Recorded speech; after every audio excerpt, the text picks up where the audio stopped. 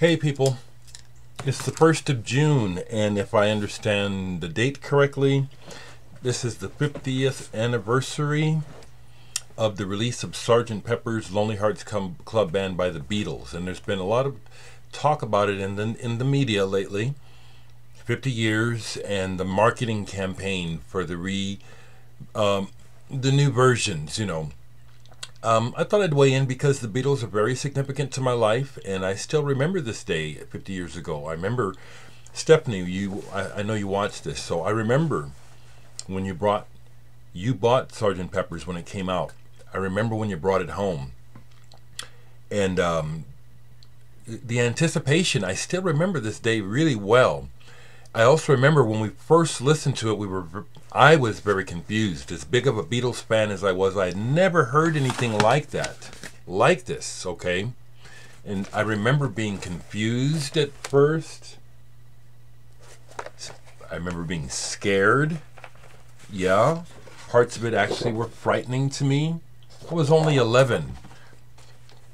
And so, like, for example, the beginning of Being for the Benefit of Mr. Kite, that was really eerie the first time I heard it, because I didn't know what to expect and I didn't know what was going on. Not obviously, but like many, I came to love the album deeply. But it took a long time. Now, if I had the money, would I be buying the brand new reissue? Probably not, because I've already done it a few times. It's like, how many times do you need to buy the same damn records?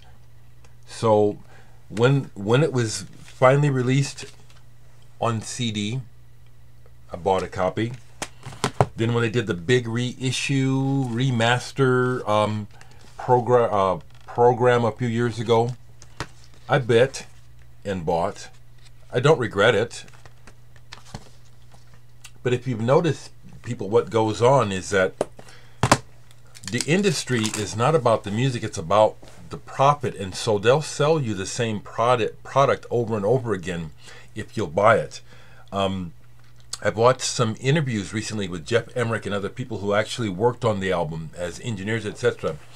And I see their point of view. A couple of them are dead set against the remastered because they said it takes all the magic out. It's like now you can hear every little bump, screep, whatever, and that wasn't the original intention. I can also see where maybe people who are obsessed with the Beatles want to hear every little detail. So I see both sides of it. But if I had the money, would I buy the new? No. It's like what happened back when they made the album is what is here, and that's what is to be heard. And I have it. This isn't even my favorite Beatles album by a long shot. And that's hard to say because I don't know that I have a favorite Beatles album.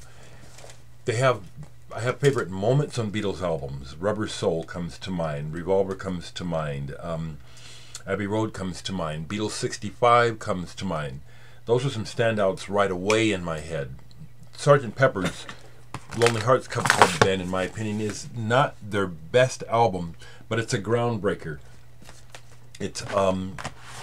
It was a game changer. It really was. It was a game changer. And for that reason, I can understand a bit of the hoopla about it.